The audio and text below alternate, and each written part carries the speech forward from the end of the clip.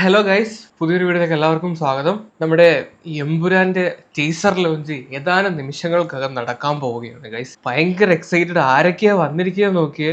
ലാലേട്ടൻ, മമ്മൂക്ക, ഇതാരാണോ അറിയില്ല, പൃഥ്വിരാജ്, ഒരുപാട് ടൊവിനോ, മഞ്ജു വാര്യർ സിനിമയിൽ അഭിനയിച്ച ഭയങ്കര സെറ്റപ്പിലാണ് ഇവര് ടീസർ ലോഞ്ച് ഇത് ചെയ്യുന്നത്. ഓക്കെ, അപ്പൊ തന്നെ നിങ്ങൾ മനസ്സിലാക്കിക്കോ, ഇത് വേറെ ലെവലാകാൻ പോകുന്ന ഐറ്റമാണ്. സമയം തൈ 1 മിനിറ്റും കൂടെ ഉണ്ട് കേട്ടോ, 1 മിനിറ്റും കൂടെ ഉണ്ട് ടീസർ ലോഞ്ചിന്. 7 എന്നാ പറഞ്ഞേക്കണേ. എന്തായാലും കട്ട വെയിറ്റിംഗ് ആണ്. മമ്മൂക്കായിക്ക് എന്തോ അവാർഡ് കൊടുക്കുന്നുണ്ട് കേട്ടോ. എന്തിനാണ് എന്തോ കൊടുക്കുന്നത്. എന്തായാലും വിളിച്ചില്ലയോ, എന്നാ പിന്നെ കുറച്ച് ബൊക്കയും ഒരു സാധനം കൊടുക്കാന്ന് വിചാരിച്ച് എന്തോ കൊടുക്കുവാന്ന് തോന്നുന്നു കേട്ടോ. ഈ ലോഞ്ച് ചെയ്യാൻ പോന്നു ഗൈസ്. എന്നിട്ട് മമ്മൂക്കാണ് കേട്ടോ ലോഞ്ച് ചെയ്തേ. ലൈറ്റ് ഇടങ്ങോട്ട് കാണുന്നില്ലല്ലോ. എന്നെങ്കിലും ഒരിക്കലും നിനക്ക് ചുറ്റുമുള്ളതൊക്കെ തകർന്നു. എന്ത് ഫ്രെയിം ആടേത്, ഇത് കണ്ട നിങ്ങള്? ആ ഒരു ഫ്രെയിം നോക്കിയേ. എന്റെ മോനെ കിട്ടില്ല. ഒരു സ്ക്രീൻഷോട്ട് എടുത്ത് വെച്ചേക്കാം. ഇത് അവര് കണ്ടിട്ട് അവരുടെ റിയാക്ഷൻ ആണ് ഗൈസ് കാണിക്കുന്നത്. ഇത് വേറെ അല്ലാതെ എന്തെങ്കിലും അപ്ലോഡ് ചെയ്തിട്ടുണ്ടോ ഇനി? സാധനം എന്തായാലും കണ്ട് ഗൈസ്. ഓക്കെ, ടീസർ നൈസാണ്, ഓക്കെയാണ്. പക്ഷെ നമ്മൾ ആ ഒരു സ്ക്രീനിൽ കാണിക്കുന്നതാണ് കണ്ടത്. ഇനി സെപ്പറേറ്റ് അപ്ലോഡ് ചെയ്യുമ്പോൾ നമുക്ക് അതിന്റെ ഒന്നുകൂടെ കണ്ടിട്ട് അതിന്റെ ഒന്നുകൂടെ റിയാക്ഷൻ എടുക്കാം. മമ്മൂക്കായിക്ക് എന്താണ് ടീസർ കണ്ടിട്ട് പറയാനുള്ളത് നോക്കാം. നമസ്കാരം. രാജു ഇത്രയും ചെറിയൊരു പടം എടുക്കുമെന്ന് ഞാൻ വിചാരിച്ചു. ഇക്കാച്ചിയുടെ കോമഡി എനിക്ക് വയ്യ. ഭയങ്കര സ്കെയിലാണ് സാധനം എടുത്തു വെച്ചേക്കുന്ന കേട്ടാ. നമ്മൾ കണ്ടിട്ടുള്ള ഏറ്റവും വലിയ ചെറിയ പടം ഇതാ. എല്ലാ വിജയങ്ങളും മലയാള സിനിമയുടെ വിജയമാവട്ടെ. നമുക്ക് എല്ലാവർക്കും അതിൽ ഭാഗമാകാൻ സാധിക്കട്ടെ. എല്ലാ ആശംസകളും. പിന്നല്ല, വേറെ ലെവലായി മാറും മിക്കവാറും സാധനം. നമുക്ക് ടീസർ കാണാം guys. Qaraqosh the ghost town north Iraq ഒക്കെ കാണിച്ചുകൊണ്ടാണ് തുടക്കം കേട്ടോ.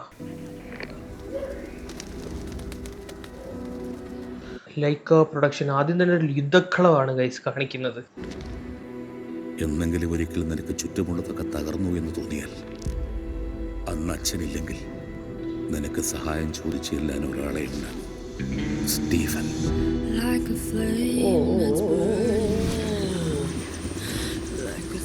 ഒരു ഇംഗ്ലീഷ് ടച്ചൊക്കെ ഉണ്ട് കേട്ടോ. നമ്മൾ ആ ലൂസിഫറിനകത്ത് കണ്ട ആ ഒരു ഡയലോഗ് വെച്ചിട്ടാണ് തുടങ്ങിയേക്കുന്നത്. എന്നെങ്കിലും അച്ഛനില്ലാതെ വരുമ്പോൾ സഹായം ചോദിക്കുക ചെല്ലാൻ സ്റ്റീഫൻ മാത്രമേ ഉള്ളൂ എന്ന് പറയുന്ന ഡയലോഗ് ബാക്കിയാണ്. യുദ്ധം നന്മയും തിന്മയും തമ്മിലല്ല, തിന്മയും തമ്മിലാണ്. He leads the most powerful mercenary hit group in Asia.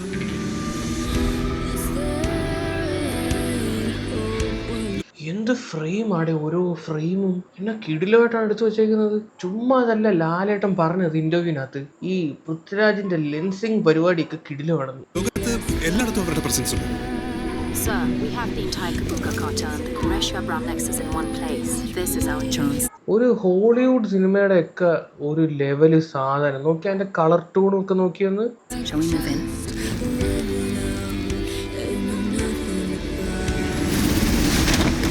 So, ആരാണ് ഈ സ്റ്റീഫൻ നെടുമ്പള്ളി? ഹിന്ദുക്കൾക്ക് ഇവൻ മഹിരാവണൻ. ഇസ്ലാം ഇന്ദ്രിയത്തിനെ കാണിച്ചപ്പോഴാണ് ഒരു മലയാള സിനിമയാണെന്ന് തോന്നിയത് സത്യമായിട്ടും. ഇവൻ ഇബലീസ്. ക്രിസ്ത്യാനികൾക്കിടയിൽ ഇവൻ ഒരു പേരേ ഉള്ളൂ, ലൂസിഫർ. മോതിരത്തിനകത്ത് മറ്റേ ചിഹ്നം ഗൈസ്, ഒരു ഈഗിളിന്റെ ചിഹ്നത്തിനകത്ത് ആ സമയത്തൊരു വട്ടം വന്നിട്ട് ഇല്ലുമിനാറ്റിയുടെ സാധനം നോക്കിയേ. ലൂസിഫർ ലാലേട്ടന്റെ കൈയാണ് കേട്ടോ. അടിപൊളി. മോഹൻലാലിന്റെ ഏഴക്കകത്താണ് ലാലേട്ടൻ നിൽക്കുന്നത്. എവിടാണോ എന്തോ. He's coming back. ഇതാണ് ലാലേട്ടനെ കാണിക്കുന്ന ആദ്യത്തെ ഷോട്ട് ടീസറിനകത്തെ. അബ്രാം, ഖുറേഷി അബ്രാം. ഓ, ഇതൊക്കെ ഗ്രാഫിക്സ് തന്നെയാണോടെ, അതോ ഇവന്മാർ ഇതുപോലെ പണിതെടുത്തതാണോ? ഇതുപോലെ നല്ല പണിയെടുത്തിട്ടുണ്ട്. This deal is with the devil. ലാലേട്ടൻ ഇങ്ങനെ കണ്ടിട്ട് എത്ര കാലമായി. കണ്ണു നിറയുന്നു സത്യമായിട്ട്.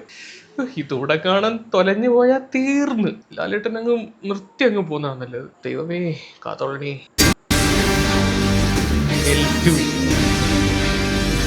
ബസ് ഏക് ഇന്തസാർ ആയേഗാ ഖുദാ. ഏറ്റവും അവസാനമാണ് പൃഥ്വിരാജിനെ കാണിക്കുന്നത്. അതിൻ്റെ ഇടയിൽ കൂടെ ന്യൂന്ന് താപ്പോട്ടിറക്കുന്നത് പൃഥ്വിരാജിനെന്ന് തോന്നുന്നു. അതോടെ കാണിച്ചു. Story, screen play, dialogue Murali Gopi. കൊള്ളാം, പൊളിക്കും. മാർച്ച് 27, 2025 ഒരു ഹോളിവുഡ് സാധനത്തിന്റെ ഒരു ക്വാളിറ്റി ഉണ്ടായിട്ട്. ടീസർ കണ്ടു, കൊള്ളാം, ഇഷ്ടപ്പെട്ടു. കൊള്ളത്തിലൊന്നും നമുക്ക് പറയാൻ പറ്റത്തില്ലല്ലോ. പക്ഷെ നമുക്ക് ടീസർ വെച്ച് ഒരിക്കലും ഒരു സിനിമയെ വിലയിരുത്താൻ പറ്റൂല എന്നാണ്. പക്ഷെ ലൂസിഫറിന്റെ ഒരു സെക്കൻഡ് പാർട്ട് അല്ലെങ്കിൽ എമ്പുരാൻ വരുമ്പോൾ നമ്മുടെ പ്രതീക്ഷ ഉയർത്തുന്ന കാര്യം എന്താണെന്ന് വെച്ച് കഴിഞ്ഞാൽ പൃഥ്വിരാജ് എന്ന് പറയുന്ന ഡയറക്ടർ, ലാലേട്ടനോട് പ്രതീക്ഷ ഒന്നുമില്ല, പൃഥ്വിരാജ് എന്ന് പറയുന്ന ഡയറക്ടറിനകത്തുള്ള പ്രതീക്ഷയാണ്. പിന്നെ മുരളി ഗോപിയുടെ സ്റ്റോറി. ഈ രണ്ട് കാര്യത്തിനകത്ത് മെയിനായിട്ട് പൃഥ്വിരാജൻ ഡയറക്ഷനകത്താണ് ലാലേട്ടന്റെ ഒരു സിനിമയെക്കാളും മുകളിൽ ഒരു ഹൈപ്പ് വരുന്നത് ലൂസിഫറിന്റെ സെക്കൻഡ് പാർട്ട് പൃഥ്വിരാജ് ഡയറക്ഷൻ തന്നെയാണ്. അതിനകത്ത് ഒരു സംശയവും ഇല്ല. മുരളി ഗോപിന്റെ ഒരു ഇന്റർവ്യൂ ഉണ്ടായിരുന്നു. അതിനകത്ത് പുള്ളിക്കാരൻ പറയുന്നത് ലൂസിഫറിന്റെ ഒരു സീക്വൽ അല്ല ഇതെന്നാണ് ഗൈസ് പറയുന്നത്. പുള്ളിക്കാരൻ പറയുന്നത് കേൾക്കാവേ. Basically, Empuran is not a sequel to Lucifer. Empuran എന്ന് പറയുന്നത് is part of a trilogy. ഒരു ത്രയം, 3 ഫിലിം ഫ്രാഞ്ചൈസ് ആണ് ലൂസിഫർ ഫ്രാഞ്ചൈസ് എന്ന് പറയുന്നത്. അത് അങ്ങനെ കൺസീവ് ചെയ്തിട്ടുള്ള സിനിമയാണ്. So this is not a sequel to Lucifer. This is a stand alone second part, stand alone ഫിലിമുമാണ്. അതേസമയം ഫ്രാഞ്ചൈസിന്റെ മിഡ് പീസാണ്, which will be flank by the first part and the conclusion. So ആ രീതിയിലാണ് അത് conceive ചെയ്തിട്ടുള്ളത്. So അതിന് പ്രത്യേക ഒരു പ്രഷർ അല്ല, because it was conceived way before writing the second part. വല്ലതും മനസ്സിലായോ? ലൂസിഫറിന്റെ ഒരു സെക്കൻഡ് പാർട്ട് അല്ല ഇത് എന്ന് വെച്ചാൽ എമ്പുരാൻ ലൂസിഫർ കാണാത്ത ഒരു വ്യക്തിക്കും ആസ്വദിക്കാൻ പറ്റും എന്നാണ് പുള്ളിക്കാരൻ പറഞ്ഞു വെക്കുന്നത് എന്നാണ് എനിക്ക് തോന്നുന്നത്. ഇപ്പൊ ലൂസിഫർ എന്ന് പറയുന്ന ആ ഒരു സ്റ്റോറിക്കകത്ത് 3 പാർട്ടുണ്ട്. നമ്മൾ ഒരെണ്ണം കണ്ടു, രണ്ടാമത്താണ് ഇറങ്ങാൻ പോകുന്നത്. ഇത് കഴിഞ്ഞിട്ട് എൻ്റെ ഒരു കൺക്ലൂഷൻ ഉണ്ട്. അപ്പോൾ ലൂസിഫർ കാണാത്ത ഒരു വ്യക്തിക്കും ഈ ഒരു സാധനം ആസ്വദിക്കാൻ പറ്റുന്ന തരത്തിലാണ് ഇവർ മേക്ക് ചെയ്തേക്കുന്നത്. കാര്യം ഇതൊരു പാൻ ഇന്ത്യ മൂവിയാണ്. ലൂസിഫർ എന്ന് പറയുമ്പോഴത്തേക്ക് മലയാളത്തിൽ മാത്രം ഇറങ്ങി ഹിറ്റായ ഒരു സാധനമാണ്. അത് പാൻ ഇന്ത്യ ലെവൽ അത്ര വലിയ ശ്രദ്ധിക്കപ്പെട്ട ഒരു സാധനമൊന്നുമല്ല. അപ്പം ഇത് പാൻ ഇന്ത്യ ആയിട്ട് ഇറങ്ങുമ്പോൾ ആ ലൂസിഫർ കാണാത്ത ആൾക്കാർക്ക് ഇത് കണക്ട് ചെയ്യണം. മേ ബി അതുകൊണ്ടായിരിക്കണം ഈ ഒരു രീതിയിൽ ഇവർ ഈ സാധനം വലിയൊരു ബിഗ് സ്കെയിലിൽ ഇറക്കിയത്. പക്ഷെ നമ്മൾ ടൊവിനോ തോമസ് പറയുന്ന ഒരു കാര്യം എന്താണെന്ന് വെച്ച് കഴിഞ്ഞാൽ കേട്ടു നോക്കെ, എമ്പുരാൻ എന്താണ് അവസ്ഥ? എന്റെ ക്യാരക്ടർ സെയിം, ജതിൻ രാംദാസ് മുഖ്യമന്ത്രിയാണല്ലോ. മറ്റടുത്ത് എവിടെയാണോ അവസാനിപ്പിച്ച അവിടെ നിന്നാണല്ലോ ഇതിന്റെ തുടങ്ങുന്നത്. ഞാൻ പറഞ്ഞു ഞാൻ ഭയങ്കര അതിനെ ഒരു സിനിമ എന്നുള്ള ടോട്ടൽ, മറ്റേത് എവിടെയാണ് അവസാനിച്ച അവിടെ നിന്നാണ് ഇത് തുടങ്ങുന്നതെന്നാണ് ടൊവിനോ പറയുന്നത്. Which means it is a sequel എന്നുള്ള തരത്തിലാണ് ടൊവിനോ സംസാരിച്ചു വെക്കുന്നത്. ഞാൻ എൻ്റെ ക്യാരക്ടറിൻ്റെ മാത്രമല്ല പറയുന്നത്, അതിനൊരു സിനിമ എന്നുള്ള ടോട്ടാലിറ്റിയിൽ കാണാനായിട്ട് ഞാൻ ഭയങ്കര വെയിറ്റിംഗ് ആണ്. അപ്പോൾ അത് റഷ്യയിൽ ആണ് മറ്റേത് കൊണ്ടാണ് അവസാനിപ്പിച്ചിരിക്കുന്നത്. പിന്നെ ഇത് എത്ര രാജ്യങ്ങളിൽ ആണ് ഷൂട്ട് ചെയ്തിട്ടുള്ളത് എന്നുള്ളതായിരിക്കും നമുക്കറിയാം. ഞാൻ കുറേ സീക്വൻസസ് കണ്ടു, ഭയങ്കര അടിപൊളിയാണ്. ഇൻ ജനറൽ അതിനകത്തുള്ള പല സീക്വൻസുകൾ കണ്ടിട്ട് ഞാൻ ഭയങ്കര എക്സൈറ്റഡ് ആണ്. അതിനൊരു ടോട്ടൽ സിനിമയായിട്ട് തിയേറ്ററിൽ പറ്റിയാൽ അന്നത്തെ പോലെ തന്നെ രാജുവേട്ടനും ലാലേട്ടനും ഒക്കെ ഉള്ളൊരു തിയേറ്ററിൽ ഇരുന്നത് കാണാൻ പറ്റിയാൽ വേറെ തരം എക്സ്പീരിയൻസ് ആയിരിക്കും. എൻ്റെ ജീവിതത്തിൽ ഞാൻ സിനിമ കണ്ടിട്ടുള്ളതിൽ എൻ്റെ ഏറ്റവും നല്ല എക്സ്പീരിയൻസസിൽ ഒന്നായിരുന്നു അതിൻ്റെ ഫാൻ ഷോയ്ക്ക് ഞങ്ങളെല്ലാവരും കൂടെ പോയത്. Super hits red FM.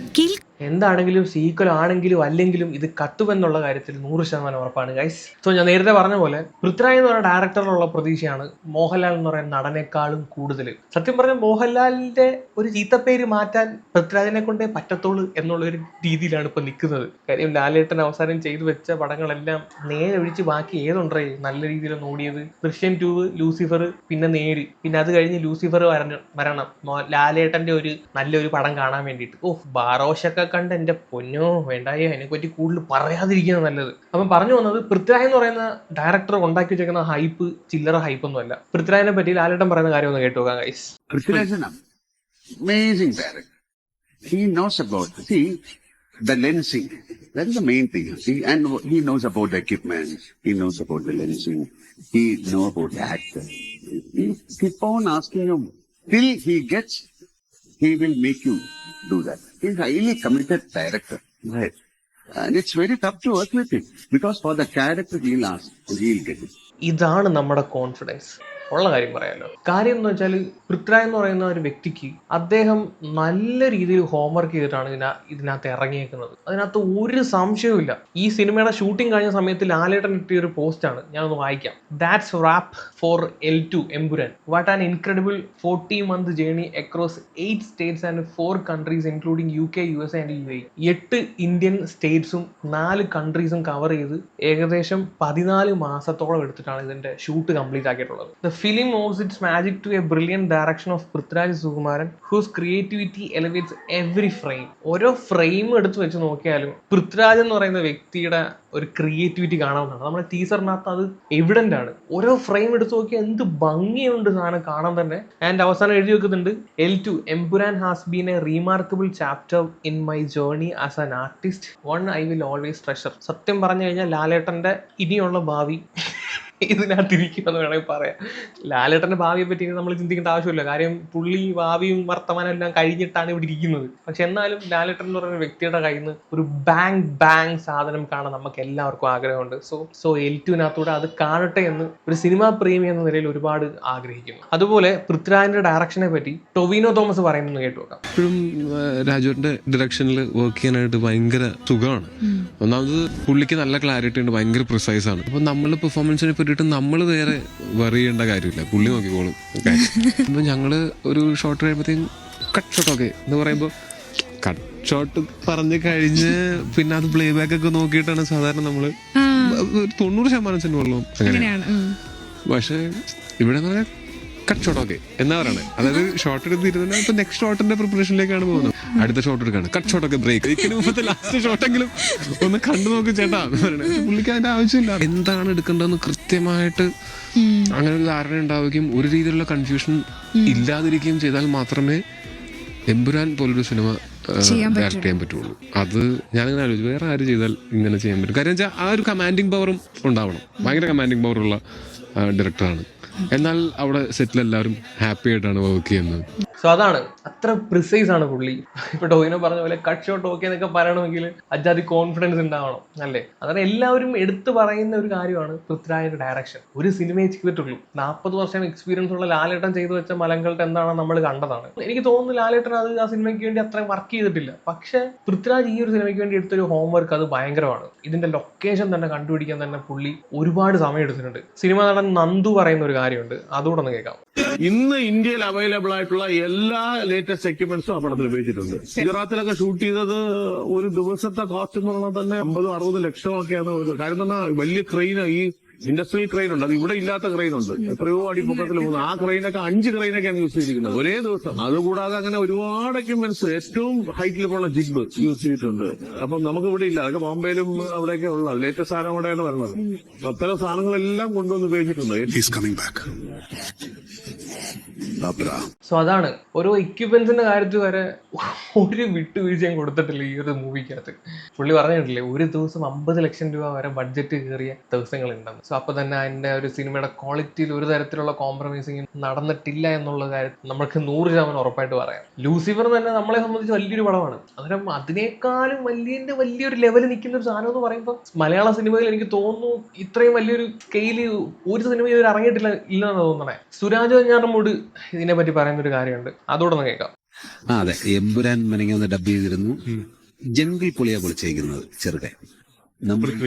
Prithvi suspense ഒന്നും ഞാൻ പുറത്തു വിടുന്നില്ല.